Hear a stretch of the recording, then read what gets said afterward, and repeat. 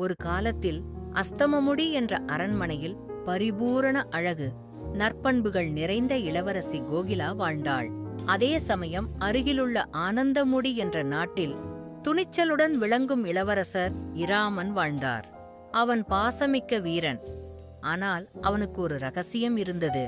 அவன் கவிதைகளில் காதலை தேடியவன்.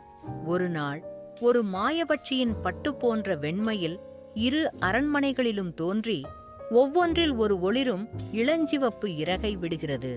ஜோதிடர் சொல்வதாவது, இந்த இரண்டு இறகுகள் இணையும் பொழுது இரு இருதயங்கள் என்றும் பிரிக்க முடியாத காதலில் இணையும்.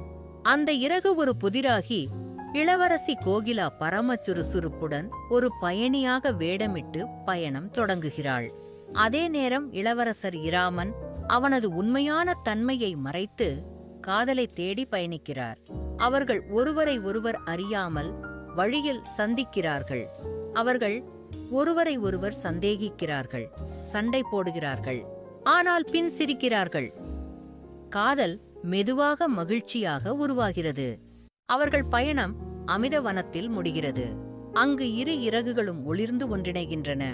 அப்போது வனத்தில் இருந்து ஒரு அதிசய குரல் ஒலிக்கிறது.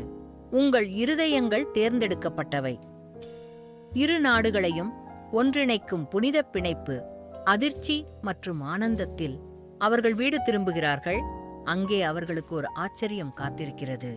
அவர்களின் பெற்றோர் இவர்கள் இருவரையும் ஒருவருக்கொருவர் திருமணம் செய்ய திட்டமிட்டிருந்தனர். அவர்கள் காதலும் குடும்பமும் இரு நாடுகளும் எல்லாம் சந்தோஷத்தில் ஒன்றிக்கொள்கின்றன. கதை மாறல் அமையான சேர். வேடமோ வேறுபாடோ தூரமோ என எதையும் தாண்டி இதயங்களை இணைக்கும்.